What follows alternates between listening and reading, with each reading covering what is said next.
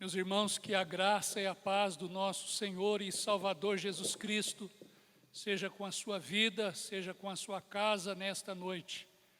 Verdadeiramente, aquilo que foi declarado aqui, grande é o Senhor. E porque Ele é grande, nós aqui estamos para louvar, para adorar, para bendizermos e engrandecermos o nome dEle e rendermos este culto ao Senhor nosso Deus. Louvamos a Deus por mais esta rica, abençoada oportunidade de estarmos aqui, louvando, adorando o nome do Senhor nosso Deus e podendo ter a sua companhia aí do outro lado, participando também deste culto, interagindo conosco no mesmo espírito, no mesmo propósito e na mesma fé. O nosso culto, o culto a Deus, ele é também composto do momento em que nós ofertamos, o momento em que nós dizimamos ao Senhor. Mas como nós não temos tido a oportunidade de nos reunirmos presencialmente na casa do Senhor, eu quero dizer a você que você tem a oportunidade de fazer isto, seja através de um depósito bancário, seja através de uma transferência eletrônica. Está aí na sua tela apresentando o número do banco, da agência e conta, onde você generosamente pode depositar o seu dízimo, a sua oferta, contribuindo assim para o bom andamento, para o sustento da obra do Senhor nosso Deus. Nesse momento, eu quero convidar você a abrir a palavra de Deus no livro de Salmos, e nós vamos ler nesta noite o Salmo de número 146. Livro de Salmos, Salmo de número 146. Diz-nos assim a palavra do Senhor: Aleluia! Louva, ó minha alma, ao Senhor. Louvarei ao Senhor durante a minha vida. Cantarei louvores ao meu Deus enquanto eu viver. Não confieis em príncipes, nem nos filhos dos homens, em quem não há salvação. Sai-lhes o espírito, e eles tornam ao pó. Nesse mesmo dia perecem todos os seus desígnios.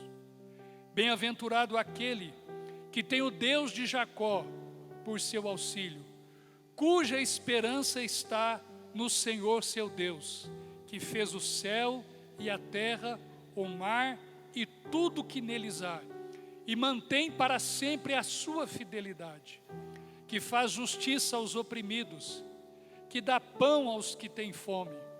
O Senhor liberta os encarcerados, o Senhor abre os olhos aos cegos, o Senhor levanta os abatidos, o Senhor ama os justos, o Senhor guarda o peregrino, ampara o órfão e a viúva, porém transtorna o caminho dos ímpios.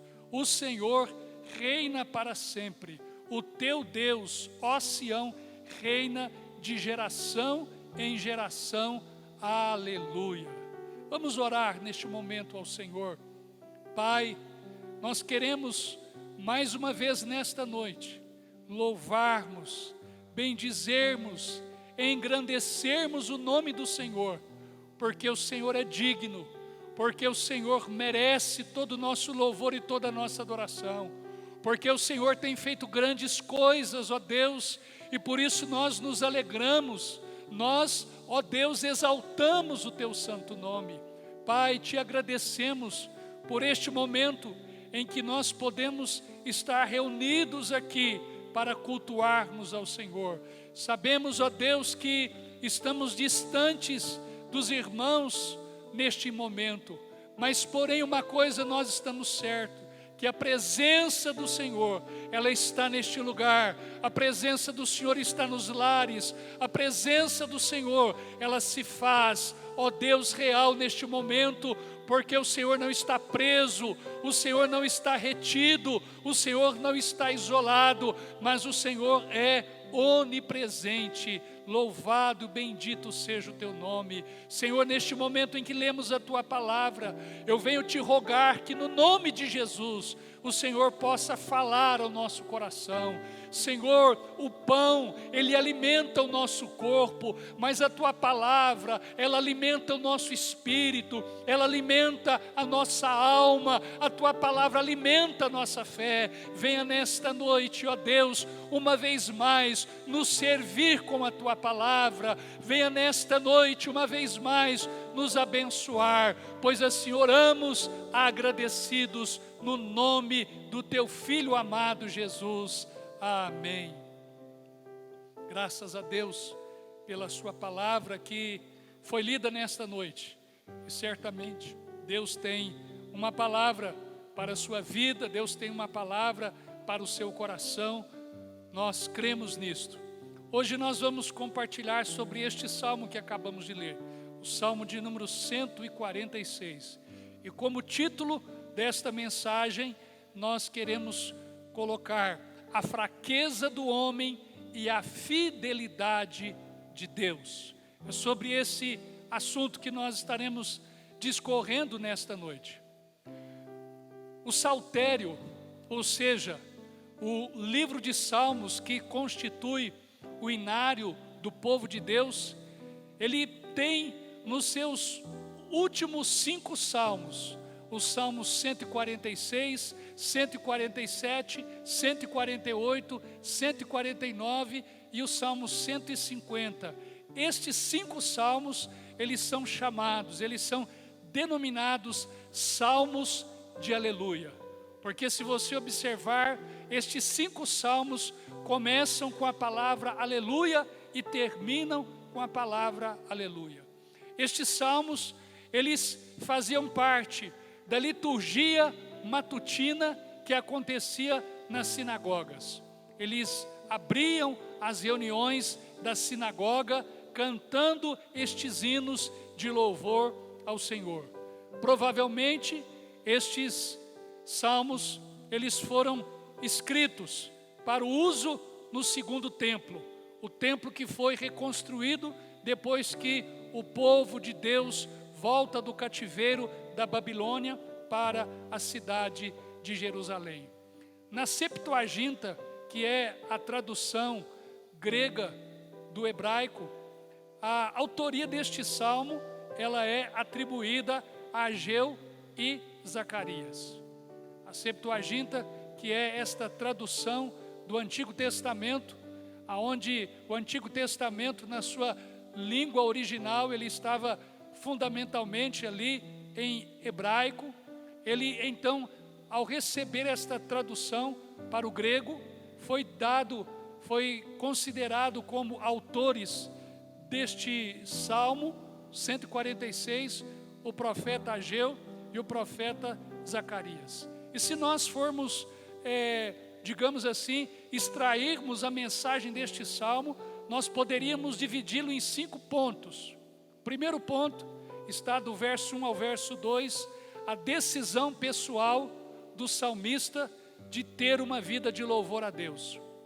O segundo ponto, a exposição da fraqueza humana, que está no verso 3 e no verso 4. Terceiro ponto, a exortação a confiar exclusivamente em Deus, nos versículos 5 e no versículo 6. O quarto ponto, a apresentação de vários motivos que mostram a dignidade de Deus de ser louvado. Está entre os versículos 7 e o versículo 9. E o quinto e último ponto seria a exaltação ao Senhor que reina para sempre, que está lá no versículo de número 10. É sobre esses 5 pontos que nós queremos compartilhar com os irmãos, sobre estes 5 pontos que nós queremos conversar nesta noite dentro da palavra de Deus. O primeiro ponto é a decisão pessoal do salmista de uma vida de louvor e adoração a Deus. Se nós prestarmos atenção, olharmos aí no versículo de número 1 e versículo de número 2, o salmista ele vai dizer: aleluia, louva, ó minha alma, ao Senhor. Esta palavra aleluia significa louvai ao Senhor. Então o salmista, ele começa louvando a Deus e ao mesmo momento, ele também diz: louva, ó minha alma, ao Senhor. Talvez a primeira pergunta que nós deveríamos fazer, ao iniciarmos esse primeiro ponto, diante desta decisão pessoal do salmista em louvar a Deus, seria a seguinte pergunta: a quem nós devemos louvar? A quem nós, eu e você, a quem todos os seres humanos sobre a face da terra devem louvar? E a resposta é que nós devemos louvar a Deus. Deus é o objeto, Deus é o alvo, Deus é o motivo, Deus é a razão, é a causa do nosso louvor. Quando nós olhamos para aquilo que Jeremias disse, lá no capítulo 17, no versículo 14, Jeremias diz o seguinte: cura-me, Senhor, e serei curado. Salva-me, Senhor, e serei salvo, porque Tu és o meu louvor. O profeta Jeremias, ele declara que a causa, a razão, o motivo que temos para louvar é ao Senhor.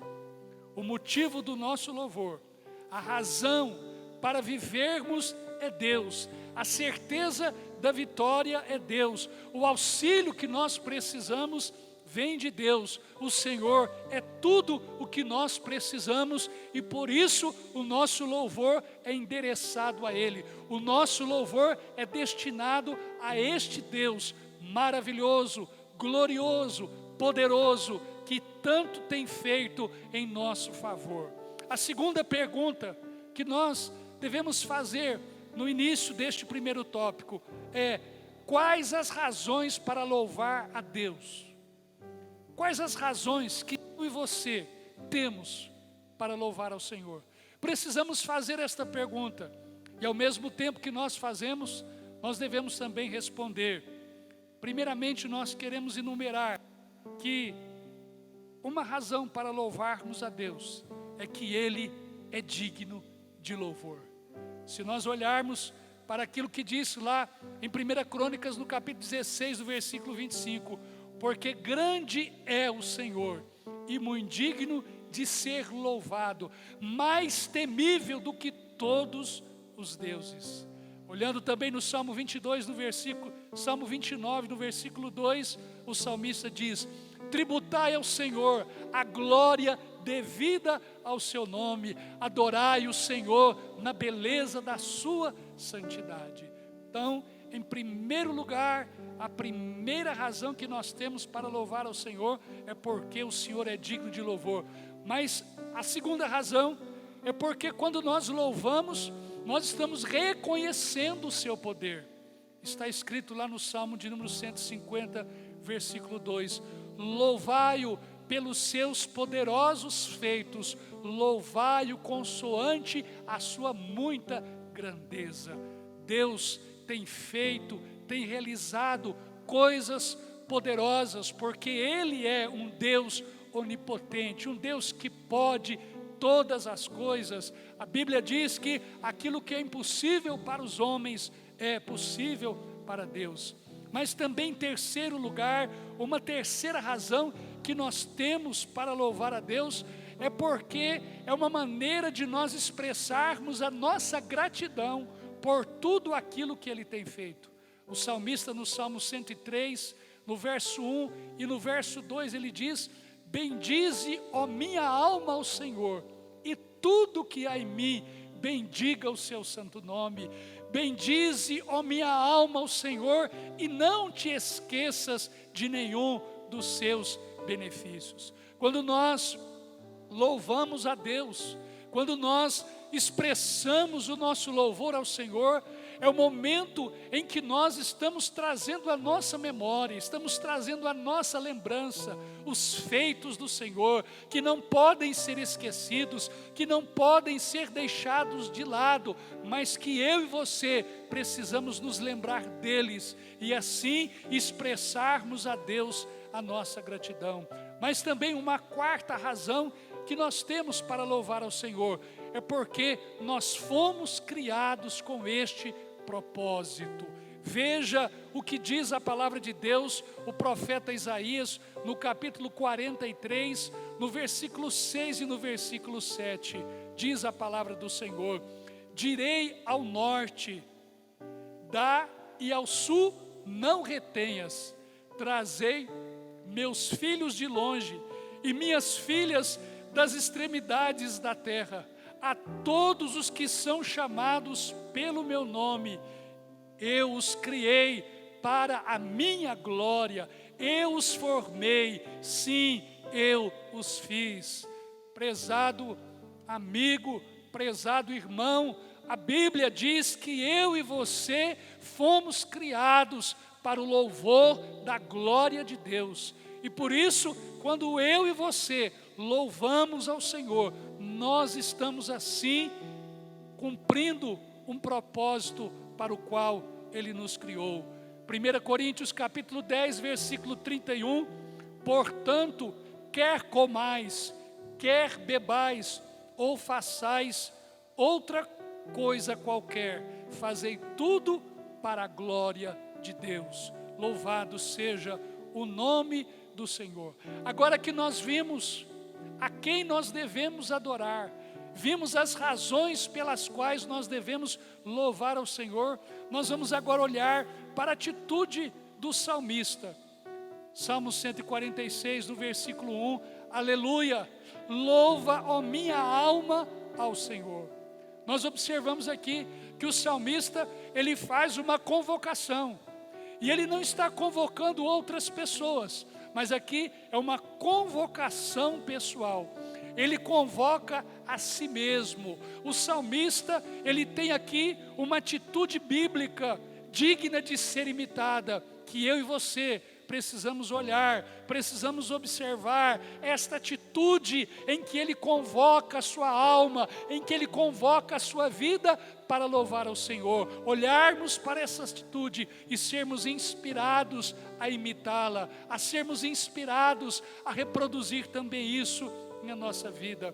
Ao reconhecermos que Deus é o motivo do nosso louvor, que Ele é digno de todo louvor, que fomos criados para o seu louvor, a atitude mais coerente e a atitude mais honesta que podemos e devemos tomar no nosso dia a dia é ter uma vida de louvor a Deus. Eu queria que você entendesse isso nesse momento. A partir do momento que nós alcançamos esse entendimento, que nós alcançamos esta compreensão, que Deus é o motivo do nosso louvor, que Ele é digno de louvor e que nós fomos criados para o seu louvor, nós precisamos ter uma atitude que é de termos no nosso dia a dia e dizer para nós mesmos, aleluia, ó minha alma, louva ao Senhor. É a atitude que o salmista teve e certamente uma atitude que deve fazer parte das nossas vidas. Seguindo um pouco mais no texto, eu gostaria que você permanecesse com a sua Bíblia aberta aí na sua casa, acompanhando, para que nós pudéssemos juntos discorrer e aprendermos na palavra do Senhor. O versículo 2, louvarei o Senhor durante a minha vida, cantarei louvores ao meu Deus enquanto eu viver. Nós observamos aqui agora um compromisso. Nós vamos ver aqui agora como que o salmista fazendo um voto ao Senhor. Ele diz, eu vou louvar ao Senhor, eu tomo a decisão de louvar a Deus durante toda a minha vida, durante toda a minha existência aqui nesta terra. É como se o salmista estivesse dizendo, não vou mais murmurar, não vou mais reclamar durante a minha vida, mas eu vou louvar a Deus. E por falar em murmurar, por falar em reclamar, eu li esses dias uma frase que eu fiquei pensando sobre ela, e lá alguém dizia o seguinte, que a murmuração, a reclamação é o canto, é o louvor do inferno. Sabe por quê? É porque a Bíblia diz que lá no inferno é um lugar de pranto e de ranger de dentes. E se realmente lá é um lugar de pranto e de ranger de dente, eu e você precisamos tirar a murmuração, a reclamação da nossa vida. Precisamos fazer uma troca, trocarmos a murmuração por uma atitude de louvor a Deus. O louvor a Deus é algo que o salmista diz, é algo que vai estar nos meus lábios todos os dias da minha vida. É como se o salmista estivesse dizendo para nós, olha, eu vou aprender a viver contente em toda e qualquer situação. E se eu aprender a viver contente em toda e qualquer situação, eu vou louvar a Deus todo momento. Eu vou ter razão para louvar ao Senhor em todo instante. Apesar das adversidades, apesar dos problemas, eu quero dizer a você que haverá sempre motivos para termos uma vida de louvor e de gratidão a Deus. Eu sei que temos vivido dias difíceis, eu sei que temos vivido dias de adversidades, de ventos contrários, de tempestades, mas nós precisamos entender e precisamos compreender algo, que apesar de toda e qualquer circunstância, haverá sempre motivos para que eu e você louvemos a Deus. A palavra de Deus nos diz, lá em 1 Tessalonicenses, no capítulo 5, versículo 18, em tudo dai graças, porque esta é a vontade de Deus em Cristo Jesus para convosco. Quando nós olhamos também o Salmo 34, no versículo 1, o salmista diz algo maravilhoso: louvarei ao Senhor em todo tempo, o seu louvor estará continuamente na minha boca. Veja, meu irmão, minha irmã, que atitude maravilhosa, que atitude digna de ser imitada por mim e por você. Precisamos louvar a Deus de uma forma incondicional. A palavra do Senhor nos diz, o profeta Abacuque, no capítulo 3, do verso 17 ao 19, portanto, ainda que a figueira não floresça, nem haja fruto na vide, o produto da oliveira minta, e os campos não produzam mantimento, as ovelhas da malhada sejam arrebatadas, nos currais não haja vacas, todavia eu me alegrarei, exultarei no Deus da minha salvação. Veja só, é um louvor incondicional, é um louvor independente daquilo que está acontecendo, daquilo que está à volta, daquilo que se passa. Mas também nós vamos encontrar algo maravilhoso que está lá no Salmo de número 71. Eu não sei se você sabe, mas o Salmo 71, ele é o Salmo do ancião. Né? Se você tem mais aí de 60 anos de idade, eu quero dizer para você que o Salmo 71, ele é o Salmo do ancião, né? E aqui nós vamos aprender algo interessante neste Salmo. Veja só, olhando para uma pessoa que já está com seus dias, com seus anos avançados, a Bíblia fala, Salomão lá em Eclesiastes, ele fala dos dias em que não há nenhum contentamento, mas é impressionante como o salmista aqui ele diz no versículo 6, em ti me tenho apoiado, desde o meu nascimento, do ventre materno tu me tiraste, e olha o que diz, tu és o motivo para os meus louvores constantemente.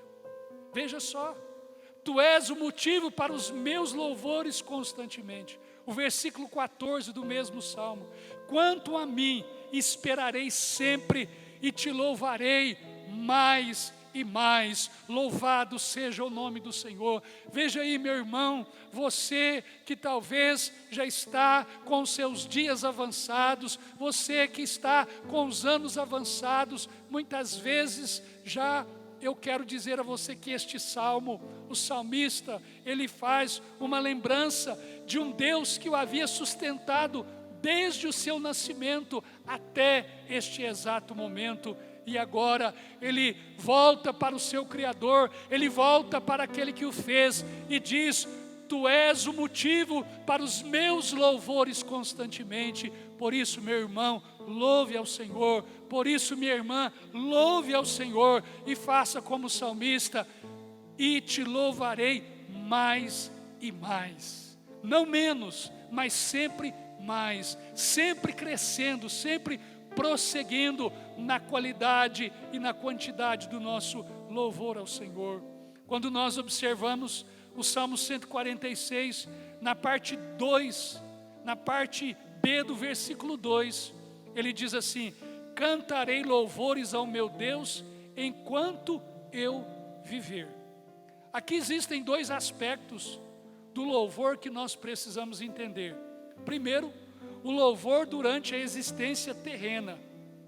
Na parte A, ele diz: louvarei ao Senhor durante a minha vida. Mas aqui também o salmista fala do louvor na eternidade. Cantarei louvores ao meu Deus enquanto eu viver. O que isto significa? Significa que a morte física, ela não põe fim ao louvor na vida daquele que serve a Deus. Que coisa maravilhosa, que coisa gloriosa. Sabe por quê? Porque através de Cristo Jesus, eu e você temos vida eterna. Louvado seja o nome do Senhor. João capítulo 3, versículo 16 diz que Deus amou o mundo de tal maneira que deu seu Filho unigênito, para que todo aquele que nele crê não pereça, mas tenha a vida eterna. Quando vamos lá para o livro de Romanos, também no capítulo 6, versículo 23, porque o salário do pecado é a morte, mas o dom gratuito de Deus é a vida eterna. Então veja só que o nosso louvor, ele deve durar durante todo o tempo em que nós vivermos. E a palavra de Deus diz, Jesus disse: eu sou a ressurreição e a vida, aquele que crer em mim, ainda que esteja morto, viverá.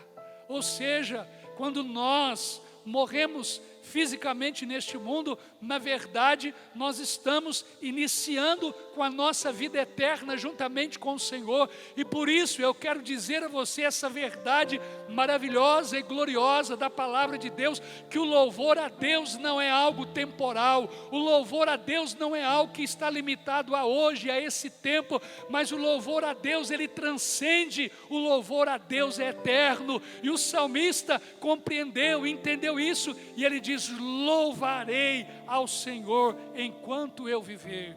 Veja o que diz o Salmo 145, verso 1 e verso 2: exaltar-te-ei, ó Deus meu e Rei, bendirei o teu nome para todo sempre, todos os dias te bendirei e louvarei o teu nome para sempre. Ele diz todos os dias, mas porém louvarei o teu nome para sempre, ou seja, louvarei o teu nome por toda a eternidade, louvarei o teu nome pelos séculos dos séculos. Uma coisa é certa, que os mortos espiritualmente, eles não louvam a Deus aqui nesta terra, e também não louvam a Deus depois da morte, mas os vivos espiritualmente falando, eles louvam aqui e para todo sempre. Olha o que diz o Salmo 115, verso 17 e 18: os mortos não louvam o Senhor, nem os que descem à região do silêncio. Nós, porém, bendiremos o Senhor desde agora e para sempre. Aleluia! Louvai ao Senhor. Não importa o local, não importa a época, não importa a circunstância em que vivemos, fomos criados para louvar e honrar o nosso Criador nos dias da nossa existência aqui na terra, mas também por toda a eternidade. Nós louvamos a Deus aqui, nas adversidades, nas lutas, nas tragédias, nas provações, nas aflições, nas angústias, e continuaremos louvando ao Senhor para todo sempre. Sabe por quê? Porque a sua palavra diz que Ele enxugará dos nossos olhos toda lágrima. A morte já não existirá, já não haverá luto, nem pranto, nem dor, porque as primeiras coisas passaram. Está lá em Apocalipse capítulo 21, no versículo de número 4. Nós continuaremos a louvar o Senhor para todo sempre, é porque a sua palavra diz que na presença do Senhor há plenitude de alegria. Salmo 16, versículo 11, nós continuaremos a louvar o Senhor para todo sempre. Sabe por quê? Pois bondade e misericórdia certamente me seguirão todos os dias da minha vida, e habitarei na casa do Senhor para todo sempre. Salmo 23, versos 6 e 7. Veja o que diz o salmista: a bondade, a misericórdia do Senhor, elas vão me seguir, elas vão me acompanhar, elas vão estar presentes durante todos os dias da minha vida aqui na terra. Mas quando os dias aqui na terra acabar? É a outra parte do versículo: habitarei na casa do Senhor para todo sempre. Aleluia!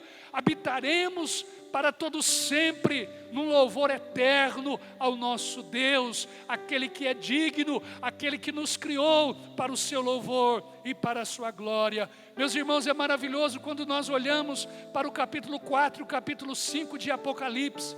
Ali nós vamos encontrar uma cena impressionante com respeito ao céu. O céu nos é apresentado ali como um ambiente de louvor eterno, um lugar aonde o louvor jamais terá fim. Olha o que diz o versículo 13 do capítulo 4 de Apocalipse.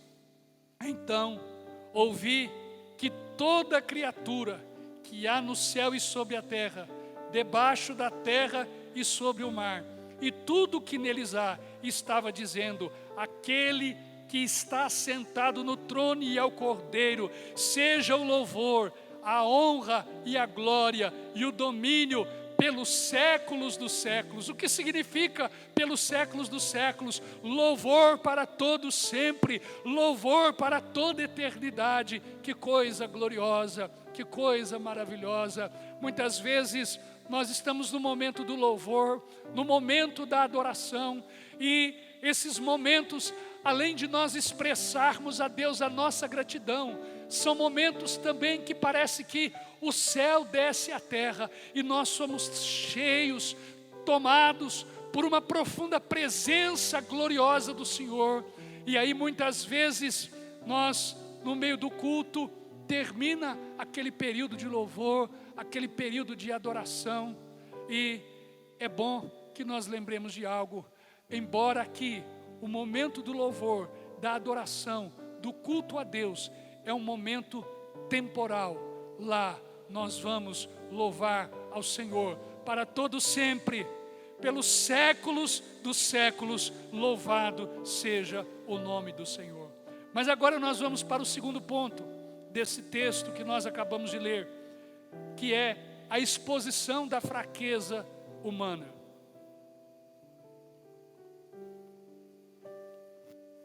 Vamos agora para o versículo 3 e o versículo 4. Depois que o salmista, ele toma a sua decisão pessoal de louvar a Deus, um compromisso de adorar ao Senhor durante todo o tempo que ele viver, agora ele faz uma exposição da fraqueza humana. Verso 3 e verso 4. Não confieis em príncipes, nem nos filhos dos homens, em quem não há salvação. Sai-lhes o espírito e eles tornam ao pó. Nesse mesmo dia perecem todos os seus desígnios. O salmista, ele está nos ensinando que nós não devemos confiar em príncipes. Príncipes aqui tem a ideia de pessoas importantes, pessoas de influências. Ele diz que nós não devemos confiar nos homens, porque eles são meros mortais. E eu gostaria de dizer neste momento que muitas vezes as grandes tristezas, as grandes frustrações e as grandes decepções que muitas vezes acontecem na nossa vida, elas acontecem justamente pelo fato de confiarmos em pessoas. Confiamos às vezes em pessoas no trabalho, confiamos às vezes em pessoas na própria família, confiamos em pessoas na escola, confiamos em pessoas amigas, mas quantas vezes somos tomados pela decepção, pela frustração e pela tristeza. A confiança falsa, que é aquela confiança que nós colocamos em algo que não pode nos ajudar, ela torna a nossa vida insegura. Olha o que diz o Salmo 118, o versículo 8 e o versículo 9. Melhor é buscar refúgio no Senhor do que confiar no homem. Melhor é buscar refúgio no Senhor do que confiar em príncipes. Quando nós olhamos para a palavra de Deus, talvez alguém possa dizer, mas pastor, será que é isso mesmo? Devemos desacreditar de tudo e de todos? A bem da verdade é o seguinte, que o que o salmista está querendo nos ensinar é que a nossa confiança, ela precisa, em primeiro lugar, estar depositada em Deus. Deus, Ele pode se valer de homens, de pessoas, para que eu e você sejamos abençoados. Mas todavia, a nossa confiança precisa estar no Senhor. O salmista diz que nós não devemos confiar nos príncipes e nem nos filhos dos homens, em quem não há salvação. A salvação que o salmista está falando aqui não é a salvação eterna, não é a salvação do ponto de vista espiritual, mas a salvação que ele está dizendo aqui tem um sentido muito mais amplo. É a salvação no sentido de ser ajudado em alguma necessidade física, em alguma necessidade material, em alguma necessidade emocional e espiritual.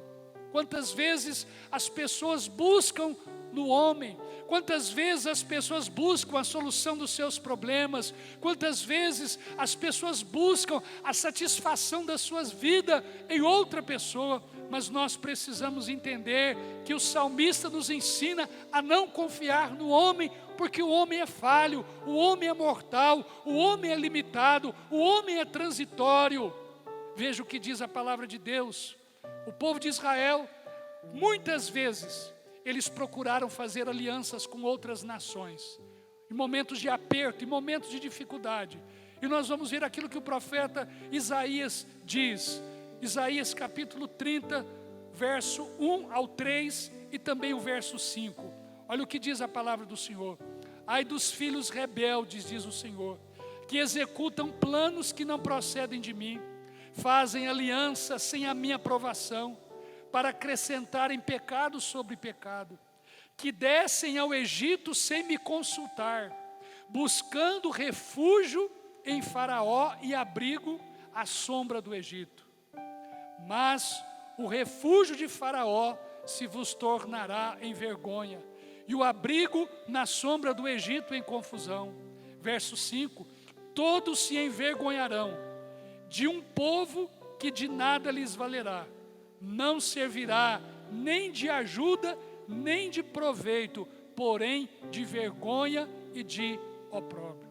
O povo de Israel deixou de confiar no Senhor, deixou de crer no Senhor, para buscar ajuda em exércitos, em nações que tinham mais carros de guerra, que tinha mais soldados, que tinha mais cavalos. Apartaram do Senhor, deixaram de confiar no Senhor para confiar no homem. Olha o que diz o versículo 1 e o versículo 3 do capítulo 31 de Isaías. Ai dos que descem ao Egito em busca de socorro, se estribam em cavalos, confiam em carros, porque são muitos, e em cavaleiros, porque são muito fortes, mas não atentam para o Santo de Israel, nem buscam o Senhor. Olha o que diz o versículo 3, pois os egípcios são homens e não deuses, os seus cavalos carne e não espírito. Quando o Senhor estender a mão, cairão por terra, tanto o auxiliador como o ajudado, e ambos juntamente serão consumidos. Veja que a palavra de Deus nos exorta, Veja que a palavra de Deus nos ensina a buscarmos ajuda, socorro e auxílio somente em Deus. Terceiro ponto deste texto, desta mensagem que o salmista transmite para nós, está lá no versículo 5, no versículo 6. Bem-aventurado aquele que tem o Deus de Jacó por seu auxílio, cuja esperança está no Senhor, seu Deus, que fez o céu e a terra, o mar e tudo que neles há, e mantém para sempre a sua fidelidade. No terceiro ponto que o salmista coloca para nós, ele vai nos exortar a confiar exclusivamente em Deus. Veja o que ele diz: bem-aventurado aquele que tem o Deus de Jacó por seu auxílio. Eu queria que você prestasse atenção aqui. Ele não falou bem-aventurado Deus de Israel, mas aqui ele fala bem-aventurado Deus de Jacó. Quem foi Jacó? Jacó foi aquele enganador, Jacó foi aquele suplantador. Jacó, conhecemos a sua história na Bíblia. Ele enganou o seu irmão, ele tomou a bênção, enganando também ao seu pai a bênção da primogenitura. Ele comprou a primogenitura do seu irmão com um prato de lentilhas. E Jacó, ele era um homem que vivia de uma forma errada, nós poderíamos assim dizer, que teve atitudes erradas. Mas quando nós olhamos para Jacó, nós vamos olhar para aquilo que Paulo diz lá no livro de Romanos, no capítulo 9. Ele vai dizer para nós que Deus amou Jacó e Deus aborreceu a Esaú. Antes mesmo de Jacó nascer. Sabe o que isso nos mostra? Isso nos mostra que o Deus de Jacó é o Deus da graça. O Deus de Jacó é o Deus da misericórdia. O Deus de Jacó é o Deus do amor imerecido. O Deus de Jacó é o Deus da aliança, é o Deus das promessas. O Deus de Jacó é o Deus que abençoou a vida de Jacó e que ajudou a Jacó. É isso que nós precisamos entender. A palavra Deus aqui é a palavra Elohim no hebraico. E essa palavra tem um sentido de força, de poder infinito. É o Deus criador de todas as coisas, que faz o tudo do nada e que cria todas as coisas pela palavra do seu poder. E aqui nós vamos entender que auxílio, quando a palavra de Deus diz o Deus de Jacó por seu auxílio, isso significa que Deus é aquele que nos ajuda, é aquele que nos consola, é aquele que nos encoraja, Deus é aquele que nos anima, Deus é aquele que está ao nosso lado, pronto para nos ajudar em toda e qualquer situação. O Salmo de número 60, no versículo 11, diz assim: presta-nos auxílio na angústia, pois vão é o socorro do homem. Salmo 46, verso 1 e verso 7, Deus é o nosso refúgio e fortaleza, o socorro bem presente nas tribulações. O Senhor dos exércitos está conosco, o Deus de Jacó, veja só, o Deus de Jacó é o nosso refúgio. Além de ser o nosso auxílio, Ele é também aquele lugar em que nós podemos encontrar proteção, aquele lugar que nós podemos encontrar segurança. Meus queridos e amados irmãos, aos homens, para ajudar, às vezes falta a capacidade e também a boa vontade. E nós podemos ilustrar isto com o exemplo de Paulo, quando ele estava sendo julgado perante as autoridades romanas. Está registrado por ele mesmo, lá em 2 Timóteo, no capítulo 4, entre os versos 16 e 17, Paulo diz assim: todos me abandonaram. Veja só, este homem de Deus, um homem que fez tantas viagens missionárias, um homem que alcançou tantas vidas para o Senhor, um homem que conquistou tantas amizades, um homem que teve tantos relacionamentos de irmãos que comungavam com a mesma fé. Mas agora neste momento, olha o que Paulo diz: todos me abandonaram, mas o Senhor me assistiu e me revestiu de força. Eu quero dizer a você nesta noite, você quem sabe tem se sentido abandonado, você quem sabe tem se sentido rejeitado por tudo, por todos, mas eu quero dizer que o Deus de Jacó, Ele é o seu auxílio. Eu quero dizer que o Deus de Jacó, Ele é o seu refúgio. E eu quero dizer que o Deus de Jacó, que é também o Deus de Paulo, Ele é o Deus que nos assiste quando todos nos abandonam, quando todos nos deixam. Continuando ainda no versículo de número 5, ele diz: cuja esperança está no Senhor seu Deus, que fez o céu e a terra, o mar e tudo que neles há. Bem-aventurado é o homem que espera em Deus, bem-aventurado é o homem que confia no Senhor. O salmista diz: esperei confiantemente no Senhor e Ele se inclinou para mim. Os que esperam no Senhor renovam as suas forças, subirão com asas como águias, correrão e não se cansarão, caminharão e não se fatigarão.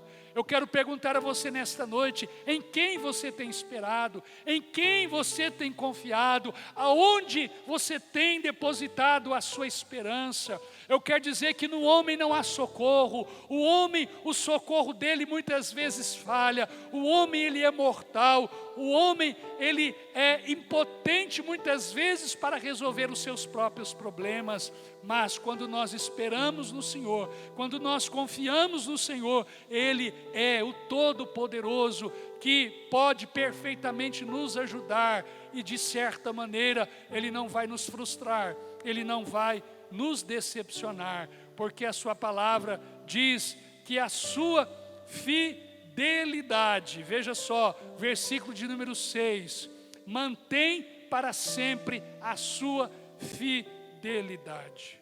O Deus em quem colocamos a nossa esperança, Ele mantém para sempre a sua fidelidade.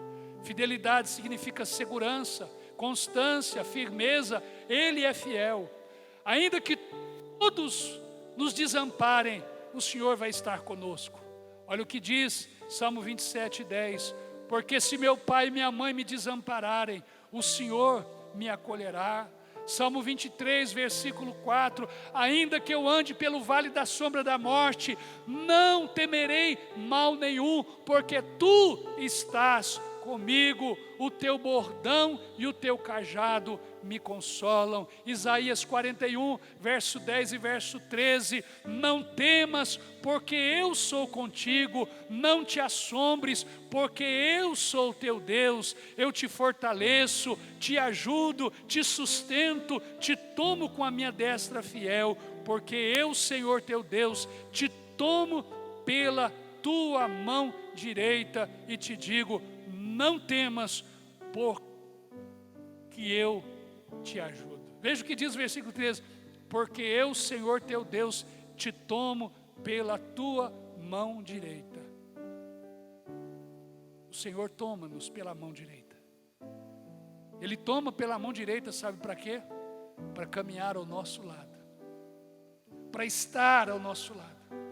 Eu quero que você entenda isso nesta noite. Eu quero que você compreenda. Eu não sei o que você está vivendo, eu não sei o que você está passando, mas de uma coisa eu sei, que bem-aventurado é aquele que tem o Deus de Jacó por seu auxílio. Eu quero dizer a você que bem-aventurado é aquele cuja esperança está no Senhor que fez o céu, que fez a terra, porque este Senhor, Ele mantém a sua fidelidade para todo sempre. Ele te toma pela tua mão direita e Ele caminha com você, Ele anda com você no meio da tempestade, Ele anda com você no meio das fornalhas da vida, Ele anda com você na cova com os leões. Ele está comigo, Ele está com você. Louvado seja o nome do Senhor. A fidelidade no Antigo Testamento aparece como uma característica, e uma característica importante no relacionamento de Deus com o seu povo. Olha o que o Senhor diz lá em Deuteronômio no capítulo 7, no versículo 9: saberá, pois, que o Senhor, teu Deus, é Deus, o Deus fiel, que guarda a aliança e a misericórdia até 1000 gerações aos que o amam e cumprem os seus mandamentos. Esta palavra Senhor aqui é a palavra Yahvé.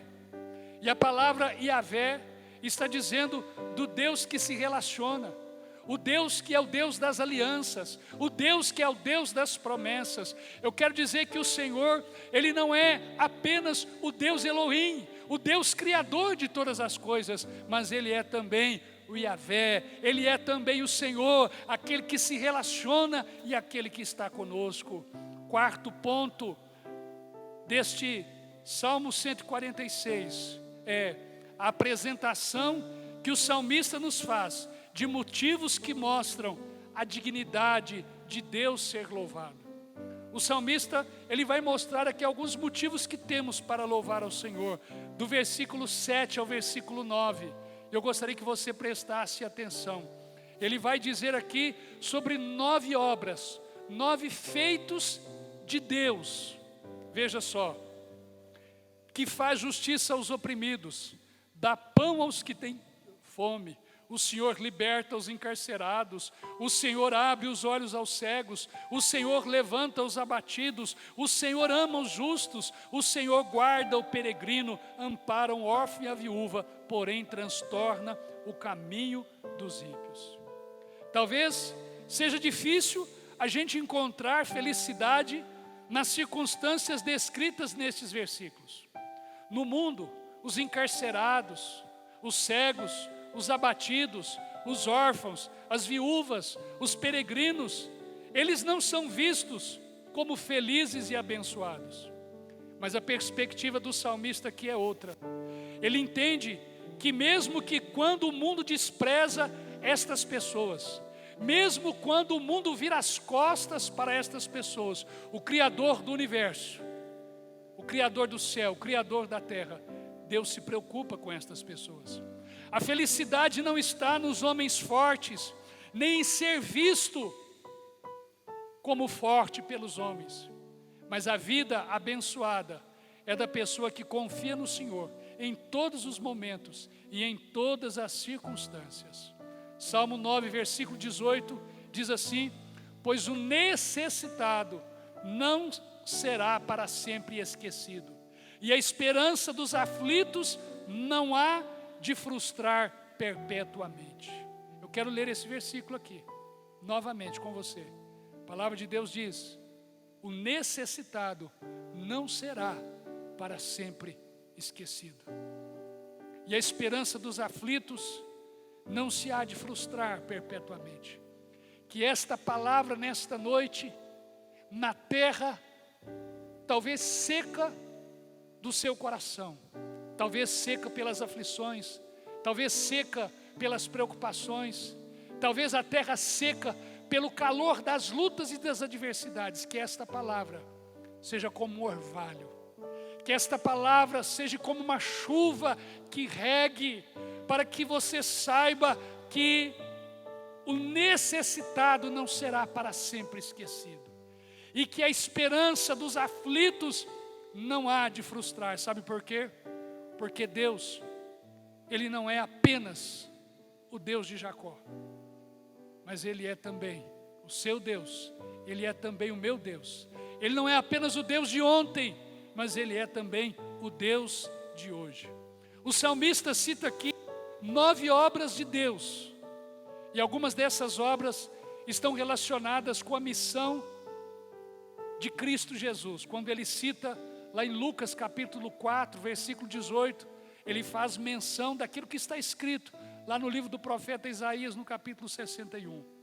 Ele repete aqui por 6 vezes, dessas 9 vezes, 6 vezes o salmista vai repetir a palavra Senhor.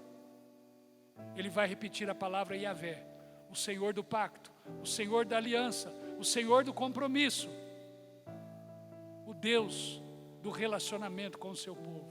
Eu quero ver rapidamente para nós caminharmos para o desfecho. Ele faz justiça aos oprimidos. Ele é o Deus que faz justiça. Ele pratica atos de justiça para os necessitados e para os carentes. Quando nós lembramos do povo de Israel que estava cativo, estava prisioneiro lá no Egito, o Senhor, Ele viu a aflição, o Senhor viu o sofrimento, o Senhor viu o clamor, e Deus então fez justiça ao seu povo e livrou-os do cativeiro do Egito. Mas também o Senhor é aquele que dá pão aos que têm fome. O próprio salmista diz que ele já tinha sido moço, mas que agora ele era velho. Porém, ele nunca viu o justo desamparado e nem a sua descendência a mendigar o pão. Mas em terceiro, ele diz também que o Senhor liberta os encarcerados, os prisioneiros. Nós não podemos esquecer que, de certa maneira, esse texto, conforme nós falamos lá na introdução, no início, talvez um texto produzido para ser lido nas reuniões da sinagoga e também escrito numa época posterior ao cativeiro. E isso então nos faz lembrar que Deus liberta os encarcerados. Deus livrou o seu povo não só do Egito, mas livrou também o seu povo lá da Babilônia. O sentido aqui é que Deus trouxe de volta o seu povo exilado na Babilônia. Porém, podemos entender que o sentido desta libertação é muito maior. Lá em João, versículo 32, no capítulo 8, Jesus disse: conhecereis a verdade, e a verdade vos libertará. E no verso 36 ele diz: se pois o Filho do Homem vos libertar, verdadeiramente sereis livres.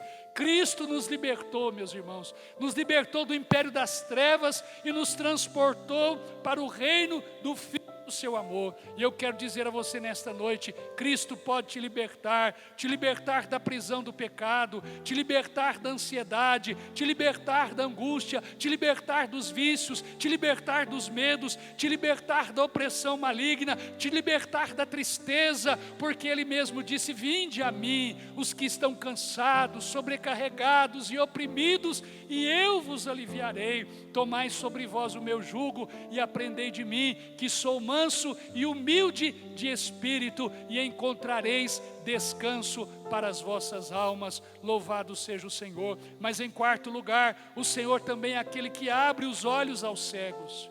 E aqui isso tem dois sentidos, tanto a cura física quanto os cegos que o Senhor Jesus curou durante a sua vida aqui na terra, o seu ministério, mas também o sentido espiritual. No sentido espiritual, o Senhor é aquele que traz luz, Ele traz entendimento, Ele traz compreensão, e assim, através da luz que o Senhor traz, nós podemos compreender as boas novas do Evangelho. Evangelho esse que foi um mistério oculto há muito tempo, mas porém que nos foi revelado. A palavra de Deus diz, 2 Coríntios 4:4, nos quais o Deus deste século cegou o entendimento dos incrédulos, para que a eles não resplandeça a luz do Evangelho da glória de Cristo, o qual é a imagem de Deus. O inimigo muitas vezes ele cega o entendimento, a compreensão, para que as pessoas não compreendam, não entendam a palavra de Deus. Mas o Senhor é aquele que nos liberta, porque Ele disse: eu sou a luz do mundo. Quem me segue não andará em trevas, pelo contrário, terá a luz da vida. E lá no Salmo de número 119, no versículo 105, a palavra de Deus diz: lâmpada para os meus pés é a tua palavra e luz para os meus caminhos.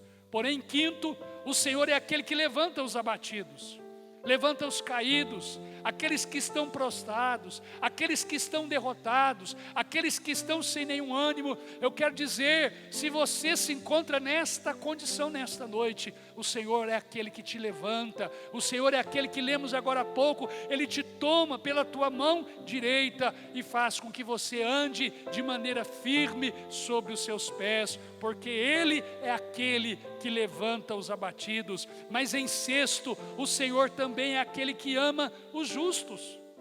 Mas aí alguém pode dizer: pastor, mas não há ninguém justo. Paulo disse sobre isso: não há nenhum justo sequer. Mas eu e você somos justificados por meio da justiça de Jesus Cristo. Cristo nos torna justos, Ele morreu em nosso lugar, Ele levou os nossos pecados, Ele levou a nossa culpa, o castigo que nos traz a paz estava sobre Ele, e Ele diz a sua palavra, Ele nos ama, e eu quero dizer a você que nada pode nos separar do amor de Deus que está em Cristo Jesus. Sétimo, o Senhor guarda o peregrino, e oitavo, o Senhor ampara o órfão e a viúva.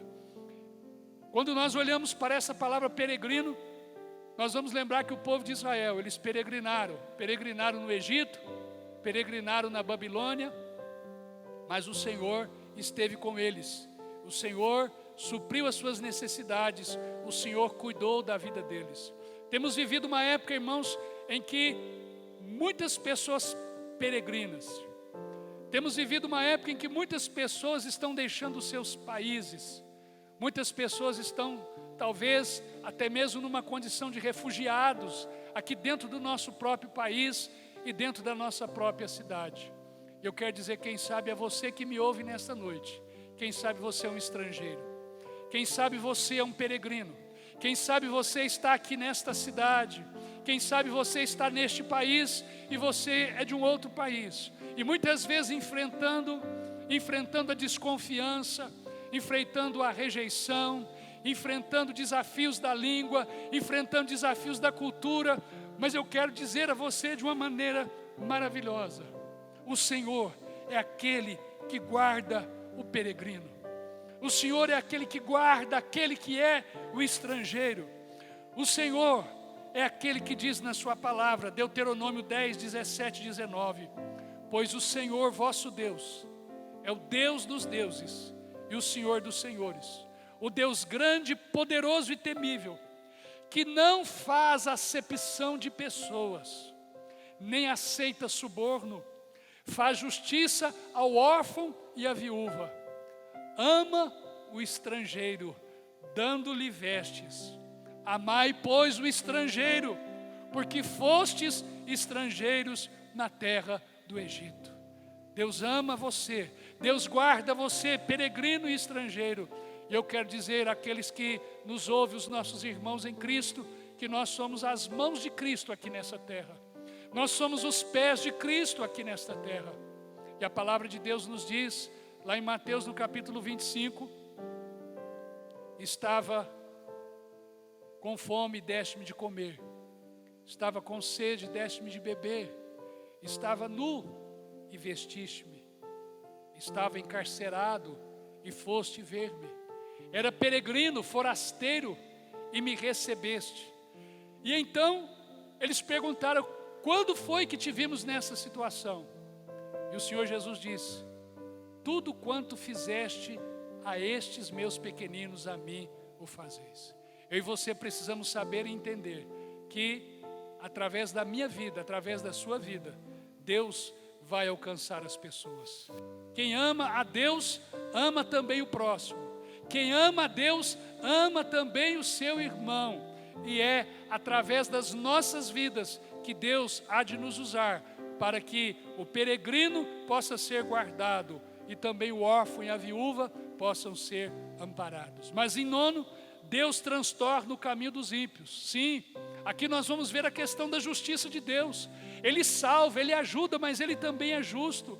Pois o Senhor conhece o caminho dos justos, mas o caminho dos ímpios perecerá. Salmo 1, versículo 6. Aqueles que muitas vezes escolhem o seu próprio caminho, aquilo que disse lá em Provérbios, há caminhos que ao homem parece direito. O homem recusa o caminho de Deus, prefere andar no caminho largo, prefere andar no caminho espaçoso. A estes que assim fazem, o Senhor diz que Ele transtorna, Ele verdadeiramente frustra o caminho destes que têm procurado andar contrário à sua vontade. Em quinto e último lugar, concluindo o versículo de número 10, o Senhor reina para sempre, o teu Deus, ó Sião, reina de geração em geração, aleluia. Uma coisa que o salmista está dizendo aqui, é que o Senhor reina. Ele está falando que o Senhor é soberano, que o Senhor é poderoso, que Ele está no controle de todas as coisas. E o Senhor reina para todo sempre. O Senhor reina para toda eternidade. Eu quero dizer a você que apesar de tudo que eu e você estamos vendo, ouvindo, presenciando, apesar de todas as situações e circunstâncias contrárias, o Senhor reina para todo sempre. O eterno Deus, Ele permanece.